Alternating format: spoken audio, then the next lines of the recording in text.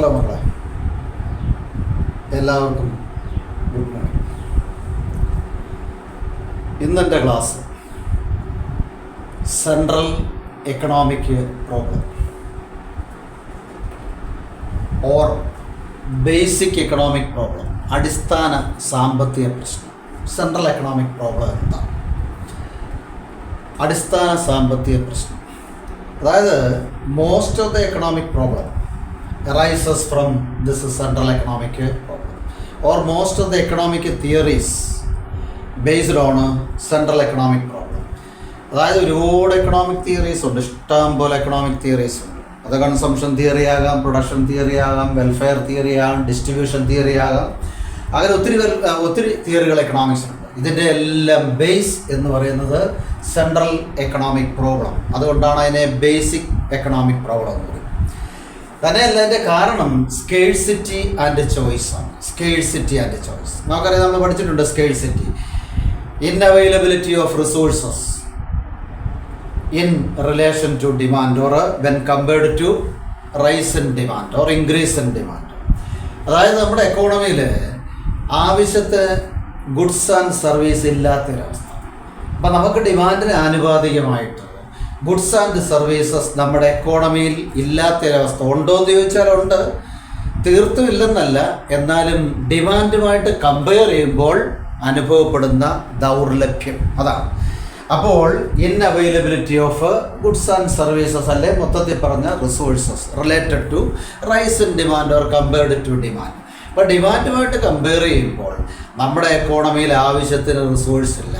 ഇപ്പോൾ for example 100 unit demand നമുക്കുണ്ട്, പക്ഷേ 60 യൂണിറ്റ് മാത്രം പ്രൊഡ്യൂസ് ചെയ്യാനുള്ള റിസോഴ്സ് നമ്മുടെ എക്കോണമിയിലുള്ളൂ എന്ന് കരുതുക. ദാറ്റ് ഈസ് എന്താ? സ്കേഴ്സിറ്റി, ദൗർലഭ്യം. അപ്പോൾ അങ്ങനെ വരുമ്പോൾ നമ്മൾ എന്ത് ചെയ്യും? We have to choose the most urgent want for immediate use, because human wants are unlimited. നമുക്കറിയാം ഹ്യൂമൻ വാണ്ട്സ് അൺലിമിറ്റഡ് ആണ്. കഴിഞ്ഞ ദിവസങ്ങളിലൊക്കെ ഞാൻ പറഞ്ഞു, അൺലിമിറ്റഡ് ഹ്യൂമൻ വാണ്ട്സ് ആണ്.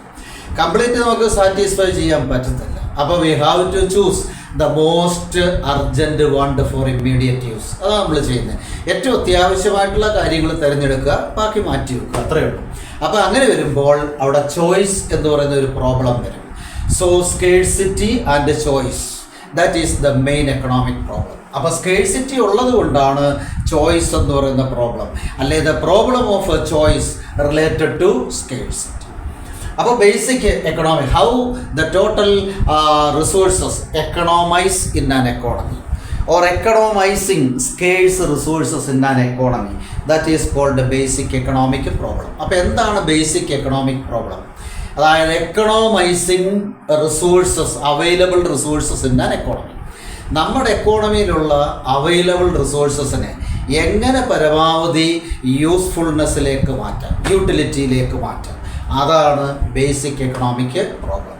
എക്കണോമൈസിങ് സ്കേഴ്സ് റിസോഴ്സസ്, ഒറ്റ വാക്കി പറഞ്ഞാൽ അത്രേ ഉള്ളൂ. Economising scarce resources. അപ്പോൾ സ്കേഴ്സ് ആയിട്ടുള്ള റിസോഴ്സസിനെ എങ്ങനെ എക്കണോമൈസ് ചെയ്യുന്നു, that is basic economic problem. ഇതിനകത്ത് നമ്മൾ 3 കാര്യങ്ങൾ പ്രധാനമായിട്ട് ഓർക്കണം. There are 3 categories in the central economic problem. First one, resource allocation.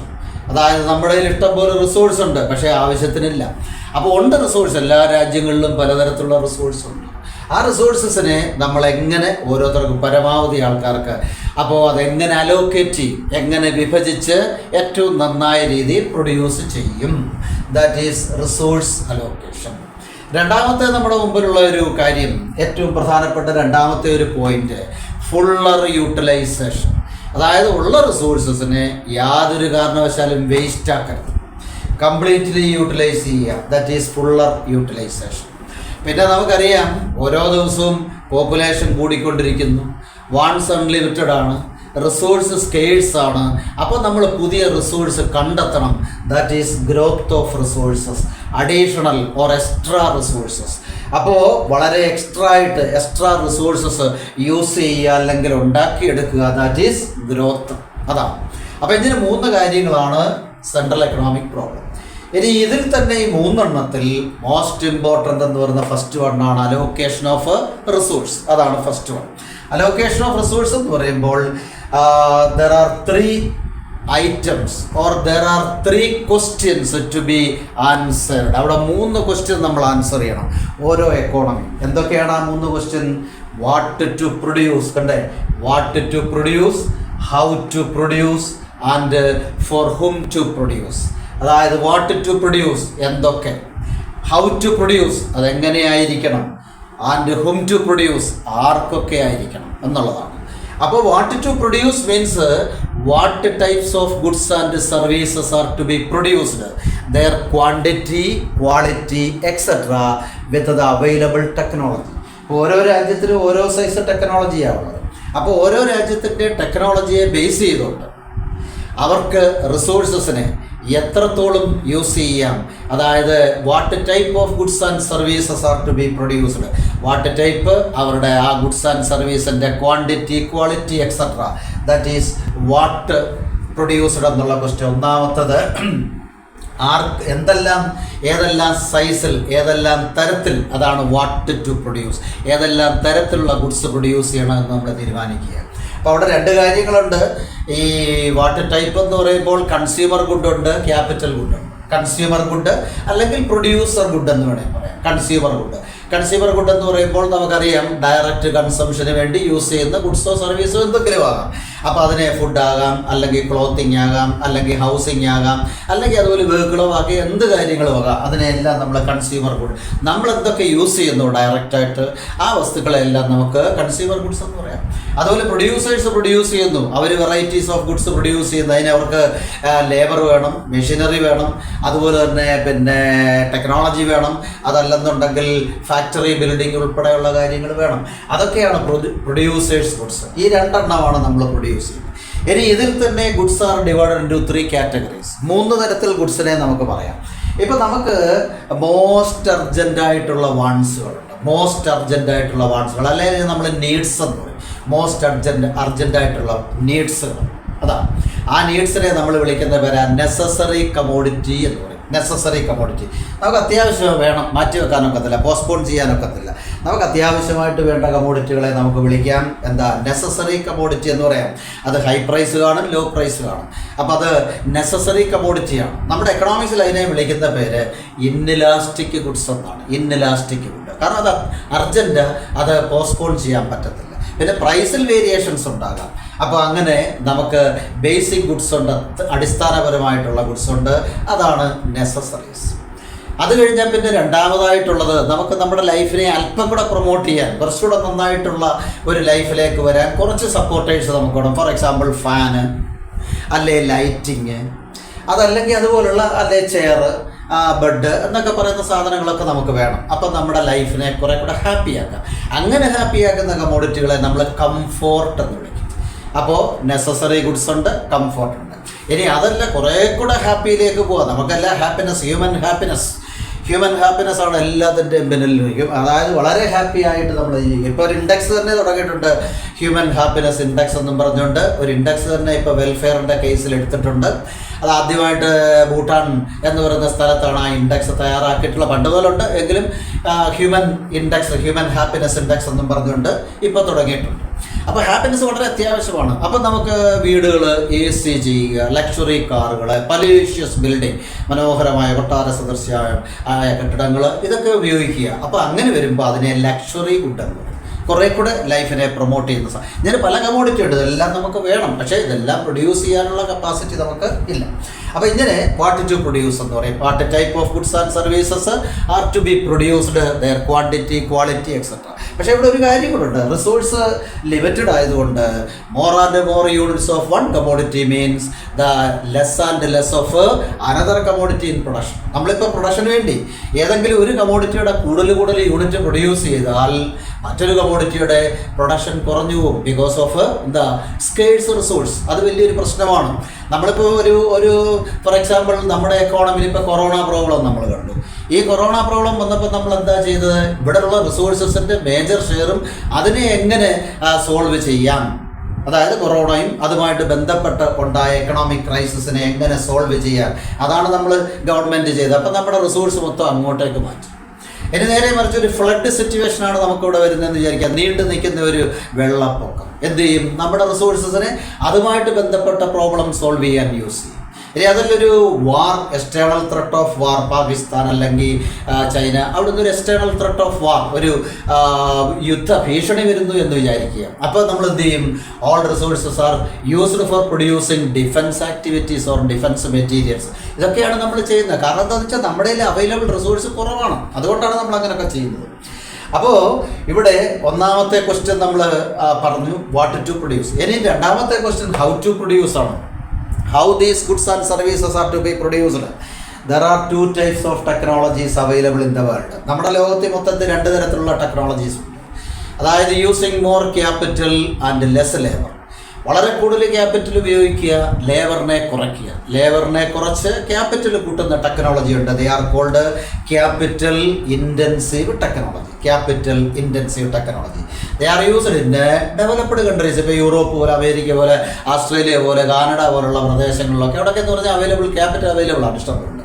അപ്പോൾ അവിടെയൊക്കെ യൂസ് ചെയ്യുന്ന ടെക്നോളജിയാണ് ക്യാപിറ്റൽ ഇൻറ്റൻസീവ് ടെക്നോളജി.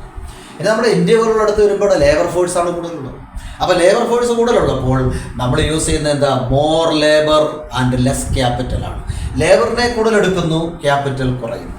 അപ്പോൾ കുറച്ച് ക്യാപിറ്റലുള്ളൂ നമ്മുടെ, അതുകൊണ്ടാണ്. അപ്പോൾ കൂടുതൽ ലേബറും കുറച്ച് ക്യാപിറ്റലും ആകുമ്പോൾ ആ ടെക്നോളജിയെ നമ്മൾ വിളിക്കും എന്ത്? Labour intensive technology. ഇങ്ങനെ രണ്ട് ടെക്നോളജിയിലൂടെ നമുക്ക് സെയിം പ്രോഡക്റ്റ് പ്രൊഡ്യൂസ് ചെയ്യാം.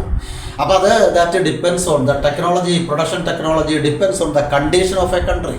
ഓരോ രാജ്യത്തിൻ്റെ കണ്ടീഷൻ അനുസരിച്ചാണ് അത് നിൽക്കുന്നത്. ഫോർ എക്സാമ്പിൾ, ഇപ്പോൾ ഞാൻ പറഞ്ഞ പോലെ ഡെവലപ്ഡ് കൺട്രീസിലാണെങ്കിൽ അവർ ക്യാപിറ്റൽ ഇൻറ്റൻസീവ് യൂസ് ചെയ്യും. നമ്മുടെ ഇന്ത്യയെ പോലുള്ള ഡെവലപ്പിംഗ് കൺട്രീസിലാണെങ്കിൽ നമ്മൾ ലേബർ ഇൻറ്റൻസീവേ യൂസ് ചെയ്യാൻ പറ്റത്തുള്ളൂ. അതാണ് നമ്മുടെ ഇവിടുത്തെ അവസ്ഥ.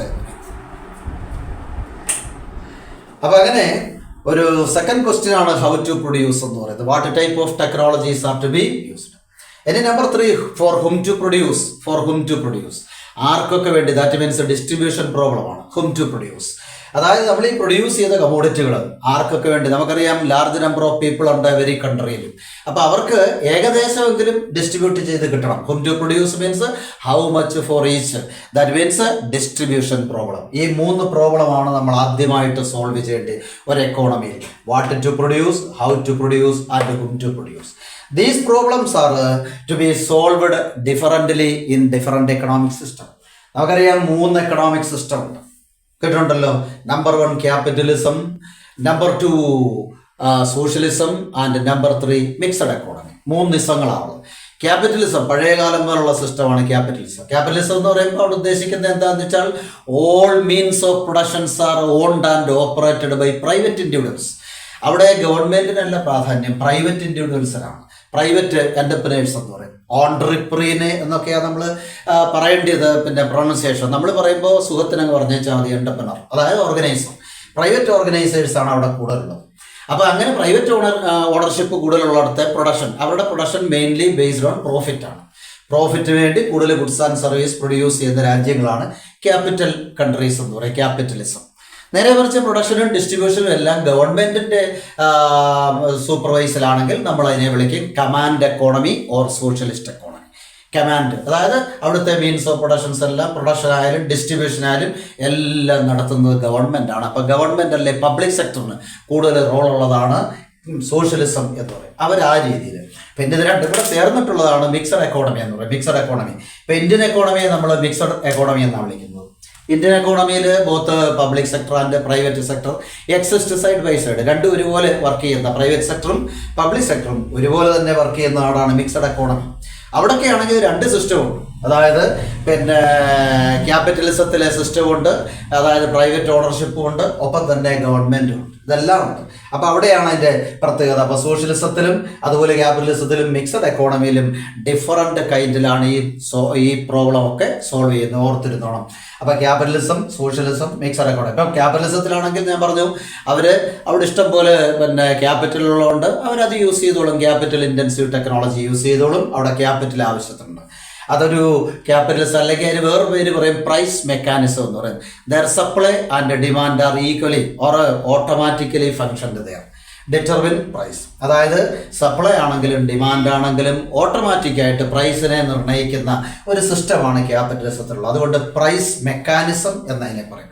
ഓട്ടോമാറ്റിക്കായിട്ട് നമ്മൾ മുൻകൂട്ടി ഒന്നും തയ്യാറാക്കണ്ട. ഓട്ടോമാറ്റിക്കായിട്ട് ഒരു മാർക്കറ്റിലെ അപ്സ് ആൻഡ് ഡൗൺസിനനുസരിച്ച് സപ്ലൈയും ഡിമാൻഡും ഓട്ടോമാറ്റിക്കായിട്ട് അവിടെ ഫങ്ഷൻ ചെയ്യുമ്പോൾ അത്തരം പ്രൈസ്, ആഡം സ്മിത്താണ് ആ പ്രൈസിനെ പറ്റി പറഞ്ഞ് ഒരു ഇൻവിസിബിൾ ഹാൻഡ് എന്നൊക്കെയാണ് അതിനെ വിളിക്കുന്നത്.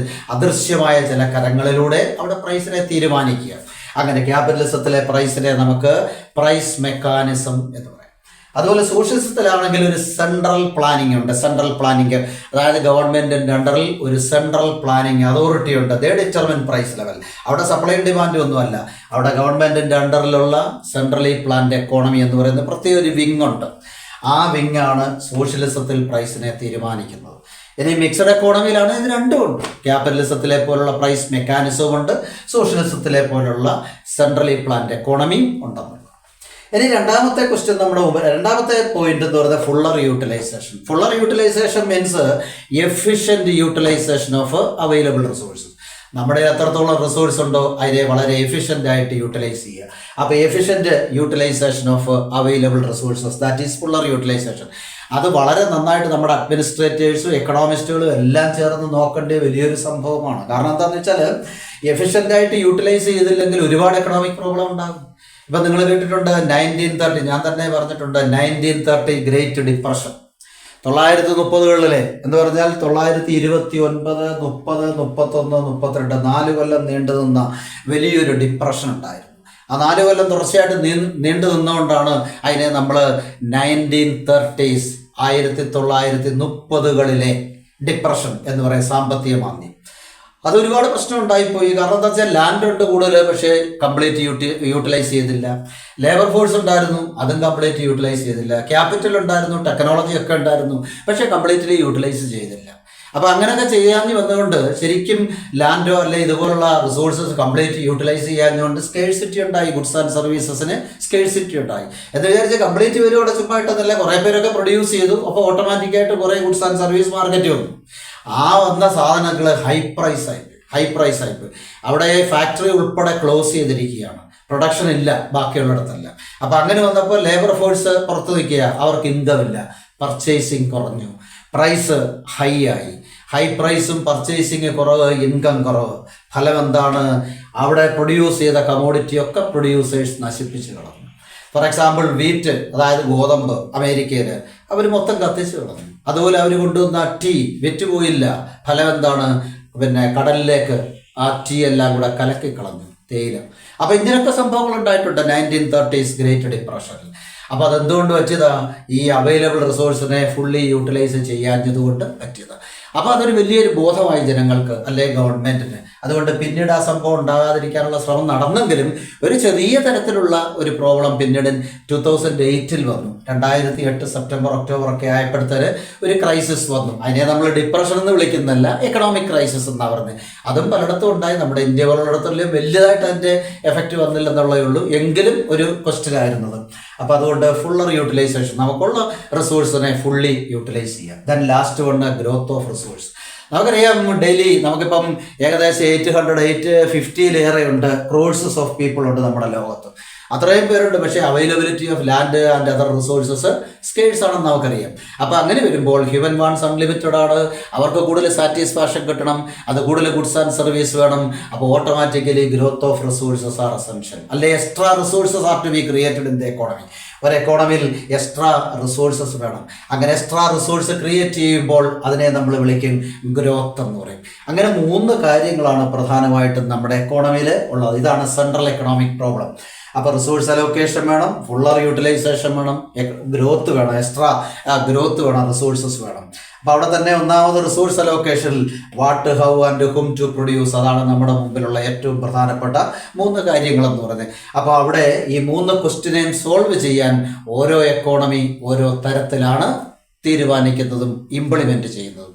അപ്പോൾ പ്രധാനമായിട്ട് എന്താണ് ബേസിക് എക്കണോമിക് പ്രോബ്ലം, അല്ലെങ്കിൽ സ്കേഴ്സിറ്റി ആൻഡ് ചോയ്സ്, അല്ലെങ്കിൽ സെൻട്രൽ എക്കണോമിക് പ്രോബ്ലം എന്നൊരു ക്വസ്റ്റ്യൻ വന്നാൽ ഇത്രയും പോയിന്റ്സുകളാണ് അതിൻ്റെ അകത്തിൽ ഉള്ളത്. ഇനി ഇതിനെ വേണമെങ്കിൽ കുറേ കൂടെ ഒന്ന് ഡെവലപ്പ് ചെയ്യത്തക്ക രീതിയിൽ ഗ്രാഫിക്കലി നമുക്കിതിനെ റെപ്രസെൻറ്റ് ചെയ്യാം. അപ്പോൾ അങ്ങനെ ഗ്രാഫിക്കലി റെപ്രസെൻ്റ് ചെയ്യുമ്പോൾ നമ്മൾ അവനെ വിളിക്കും പ്രൊഡക്ഷൻ പോസിബിലിറ്റി കർവ് എന്ന് വിളിക്കും, അല്ലെങ്കിൽ പ്രൊഡക്ഷൻ പോസിബിലിറ്റി ഫ്രോണ്ടിയർ, അതുമല്ലെങ്കിൽ ട്രാൻസ്ഫോർമേഷൻ കർവ് എന്നൊക്കെ ഇതിനെ വിളിക്കുന്നുണ്ട്. അത് നമുക്ക് അടുത്ത ക്ലാസ്സിൽ പറയാം.